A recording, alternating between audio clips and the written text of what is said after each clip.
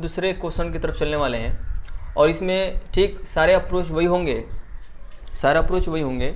उसके अंदर जिस तरह हम लोगों ने क्या किया था, पहले वर्ड्स प्रॉब्लम को पढ़कर उसमें हमने क्या किया था, आपको इक्वेशन सॉल्व किया था। इस तरह इसमें भी आपको इक्वेशन को क्रिएट करना पड़ेगा उसके बाद ग्राफिकल रूप में रिप्रेजेंट करना पड़ेगा। आइए देखते हैं, क्रिकेट टीम का एक कोच है जिसने 39 रुपया में 3 बल्ले और 6 गेंदें खरीदी। ठीक है, यहाँ तक एक स्टेटमेंट हो गया। अब यहाँ से मैं चाहूँगा कि एक इक्वेशन हमारा बन जाए। ठीक है, तो सबसे पहले हमें मालूम नहीं है कि जो बल्ले हैं, बल्ले की संख्या और गेंदों की संख्या, मतलब बैट्स और बॉल की जो संख्या मुझे मालूम है, बट उसकी कीमत मुझे मालूम नहीं है कि कितने रुपये का है, बल्ला कितने का है और गेंद कितने का। तो सबसे पहले हम प्रत्येक बल्ले का दाम मान लेंगे कुछ और प्रत्येक गेंद का मान लेंगे कुछ, है ना, वेरिएबल क्वांटिटी के अंदर। सबसे पहले सोल्यूशन में लिखेंगे, माना कि प्रत्येक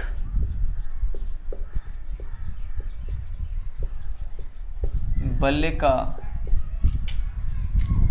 जो मूल्य होगा, कीमत होगा, मान लेते हैं कितना होगा, 3 रुपये, ओनली फिर x रुपया है। कितने रुपये हो जाएगा, x रुपया। और माना कि प्रत्येक बल्ले का मूल्य जो है x रुपया है और प्रत्येक बल्ले का जो मूल्य है कितना, x रुपया, और प्रत्येक गेंदों का जो मूल्य है वो कितना है, y रुपया है। हमारा पहले बात मान लिया क्योंकि यहाँ पर कोई डिफरेंट नहीं है। ठीक है, अब अकॉर्डिंग टू क्वेश्चन, अब प्रश्न जो बोलेगा उस हिसाब से हमें करना होगा। यहाँ तक भाई मान लेना है, देख लेना है कि भाई हमें मानना है कि किस वेरिएबल क्वांटिटी पर ये डिपेंड कर रहा है। ठीक है जी, तो 2 ही चीज़ है, एक तो बल्ला है, एक तो गेंद है, तो मैंने उसको मान लिया। अगर मान लीजिए एक अंडे का दाम 5 रुपया है तो 2 अंडे का दाम कितना होगा, 10 रुपया। तो गुणा मल्टीप्लाई कर रहे हैं, मैं कहूँगा एक अंडे का दाम 5 रुपया है तो 5 अंडे का, तो 5 से मल्टीप्लाई करेंगे। उसी तरह यहाँ पर एक बल्ले का जो कीमत है x रुपया है, तो 3 बल्ले का कितना होगा, 3x प्लस, क्योंकि सबको जोड़ कर हमें देना है पैसा, इसलिए प्लस दे रहा हूँ, नेगेटिव नहीं दे रहा हूँ, क्योंकि सबको जोड़ कर हमें अमाउंट देना है। आगे देखते हैं, तो बल्ले का मूल्य हो गया। अब हमें गेंदों का, जो एक गेंद का मूल्य y रुपया है तो 6 गेंदों का मूल्य 6y = हो गया। अब टोटल कितना रुपया हो गया, टोटल ये मूल्य हो गया, ये 3 गेंदों का मूल्य हो गया, 3 बल्ले का और 6 गेंदों का ये हो गया मूल्य हो गया, और टोटल कितना होगा, 3900 रुपया। ठीक है, इसे 3 कॉमन ले लीजिए, तो 3 कॉमन लेंगे तो कितना होगा, 2y हो जाएगा, और यहाँ पर 3 कॉमन लिया मैंने और ये 3900। अब इसको चाहेंगे तो यहाँ कैंसिल आउट कर सकते हैं, 13 × 39 तो 1300 हो जाएगा। यहाँ पे एनी प्रॉब्लम, इक्वेशन आपका फर्स्ट हो गया। पुनः प्रश्न जो कह रहा है, अब आगे देखेंगे, अब आगे नेक्स्ट पुनः प्रश्न अनुसार बाद में उसने एक और बल्ला खरीदा, मतलब एक बल्ला खरीद लिया, एक अलग कंडीशन है, और तथा उसी प्रकार 2 गेंदें खरीदी। ठीक है, एक बल्ला, कितना बल्ला, एक बल्ला, तो 1 से मल्टीप्लाई करेंगे तो 1 से लिखो, एक लिखो या मत लिखो, प्लस कितने गेंदें खरीदी, 2 गेंदें, तो वह उसी प्रकार की गेंदें हैं, तो इसका मतलब उसका जो अमाउंट होगा वही होगा, इसलिए 2y। दोनों को जोड़ने के बाद कितना देना पड़ रहा है, 1300। अब ये देखिए हमारा इक्वेशन फर्स्ट सेकंड दोनों निकल गया, और ये हमारा पहला जो पार्ट का आंसर हो गया, बट हमें क्या करना है, इसको ग्राफिकल रिप्रेजेंट करना है। चलिए देखते हैं, मैं लूजली आपको बता देता हूँ ग्राफिकल रिप्रेजेंटेशन। इसको ग्राफिकल रिप्रेजेंट करना है, एक तो अलजेब्रिक तो हो ही गया, अब ग्राफिकल, तो उसी तरह वही हाल है, 2y = इसको हम क्या करेंगे, एक ही सब आसानी से हम लोग कहेंगे, सेम है, देख लीजिए इक्वेशन क्या है, दोनों का सेम आया है, तो समझिए एक तरह से क्या हो गया, कॉन्साइड हो गई है, ये जो लाइन होंगी वो क्या होंगी, एक दूसरे पर कॉन्साइड करेंगी। देखिए, तो मैं इस एक ही बॉक्स से बना देता हूँ, तो हो जाएगा x = कितना होगा, 13 - 2y।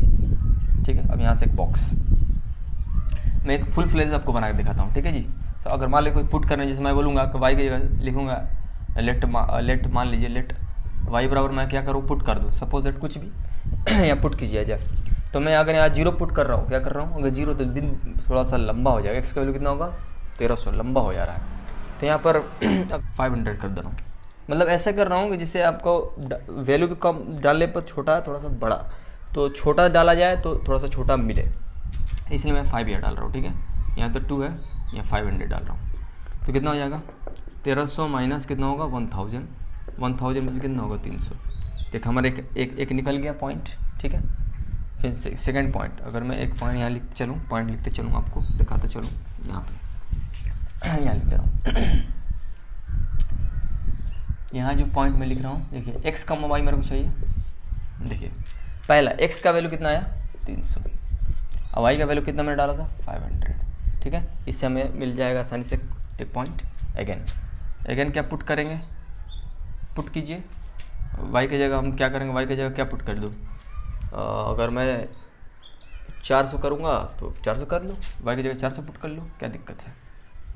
तो यहाँ पर कितना आ जाएगा, x is equal to 1300 minus कितना होगा 2 × 400, तो 1300 माइनस कितना होगा 800 में से कितना हो जाएगा 500 बचेगा ना। 13 में से 8 गया कितना 500, तो 500 बचेगा। इसका मतलब हमें 2 पॉइंट यहाँ मिला। तो अगर मैं y की जगह क्या डाल रहा हूँ 400, तो x का वैल्यू जो दे रहा है 500, ठीक है। इसी के नियर अबाउट आ गया। अब आसानी से ग्राफ खींच सकते हैं, देखिएगा एक्स एक्सिस हो गया।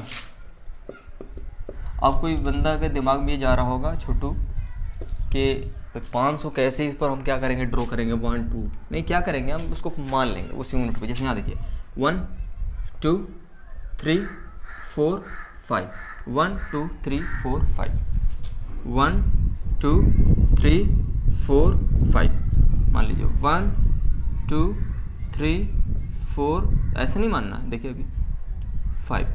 हम क्या करेंगे, यहाँ से यहाँ तक के बीच को मैं मान लूँगा क्या, एक यूनिट बराबर मान लूँगा 100, क्या कर लूँगा 100 मान लूँगा, क्या कर लूँगा 100। तो यहाँ से यहाँ तक जो भी होगा वो 100 होगा, 100 के बीच में जो भी आएगा इसके अंदर आ जाएगा, ठीक है। 100 से 200, 200 से 300, 300 से 400, 400 से 500, ठीक है। इसे मान लेंगे, क्योंकि जब बड़ा बड़ा में क्वांटिटी आएगा तो कैसे रिप्रेजेंट करेंगे, हमें छोटा ही ग्राफ पेपर मिलता है। 100 200 300 400 500, ओके। यहाँ पर नेगेटिव में अगर है तो नेगेटिव, अगर नेगेटिव नहीं तो छोड़ सकते हैं। 100 बस अच्छा दिखाने के लिए भी लिख रहा हूँ, ठीक है, क्योंकि इसकी अभी ज़रूरत ही नहीं है, मैं यहाँ पे लिख रहा हूँ 100, ऐसा कर लो आप 100 200 300 मान लीजिए, ठीक है। हमें बस पॉजिटिव ही है तो पॉजिटिव से काम चल जाएगा। देखिएगा रिप्रेजेंट करते हैं, पहले इस पे चलते हैं 300 और 500, 300 कहाँ है यहाँ पे, और 500 ऊपर जाएगा ऊपर ऊपर ऊपर ऊपर, ये ठीक है। अब दूसरा हुआ 300 500, 300 500 हो गया, एक पॉइंट ये हो गया, और 500 और 400, 500 और 400, तो 500 और 400 कहाँ, 500 उसके बाद जाएगा यहाँ पे आपको 400 के पास यहाँ पे, और ये हम क्या करेंगे, हम लाइन को क्या करेंगे ड्रॉ कर देंगे, ठीक है। अब देखो इसी तरह क्या होगा कि ये भी सेम है और ये भी सेम है, इसका मतलब क्या होगा, जो ग्राफ जाएगी दूसरी जो ग्राफ जाएगी इसी पर ओवरलैप करेगी, क्या करेगी, इसी पर ओवरलैप करेगी। क्यों, क्योंकि इक्वेशन सेम है। इक्वेशन क्या है, सेम है, इक्वेशन क्या है, सेम है, इसी पर ओवरलैप करेगी। आप खींचेंगे तो, ठीक है, मैंने खींच दिया। तो इसका मतलब पॉइंट जो भी लिख देता हूँ, इस पॉइंट को 300, ये पॉइंट आपका अलग अलग आ सकता है, कोई बात नहीं है, इसका अलग अलग पॉइंट आ सकता है, ठीक है। 500 400, ये 2 पॉइंट्स हो गए। किसका ग्राफ है जी, ये दोनों का ग्राफ है, x + 2y = 300, ये आपका आंसर रहा। दोनों पार्ट कंप्लीट। अब मैं तीसरा जो बताऊंगा मतलब फिर अलजेब्रिक बता दूंगा, उसका ग्राफ बनाएंगे आप, ठीक है। क्वेश्चन पे 2 kg सेब और 1 kg अंगूर का मूल्य किसी दिन 160 रुपया था। देखिए सबसे पहले गौर से पढ़ेंगे, 2 kg सेब है और 1 kg अंगूर का मूल्य किसी दिन 160 रुपया था, मतलब इतने का 160 रुपया था, ठीक है। तो हमें मालूम ये है कि भाई 1 kg सेब का कितना मूल्य है और 1 kg अंगूर का कितना मूल्य है, तो मान लेंगे, क्या दिक्कत है। सॉल्यूशन, माना कि 1 kg मतलब 1 kg सेब का जो मूल्य है, सेब का मूल्य 100 रुपया है। कितना रुपया है, 100 रुपया। कोई भी वेरिएबल मान सकते हो। माना कि 1 kg सेब का मूल्य 100 रुपया है और 1 kg अंगूर का मूल्य, 1 kg जो अंगूर है, अंगूर का जो मूल्य y रुपया है। मुँह में तो पानी नहीं आ रहा होगा ना अंगूर और सेब सुनने के बाद। 1 kg अंगूर का मूल्य y रुपया है, ठीक है। अब देखो यहाँ पे अब हमें प्रश्न देखना है, हमें अकॉर्डिंग टू क्वेश्चन, प्रश्नानुसार अकॉर्डिंग टू क्वेश्चन जो है हमें देखना है।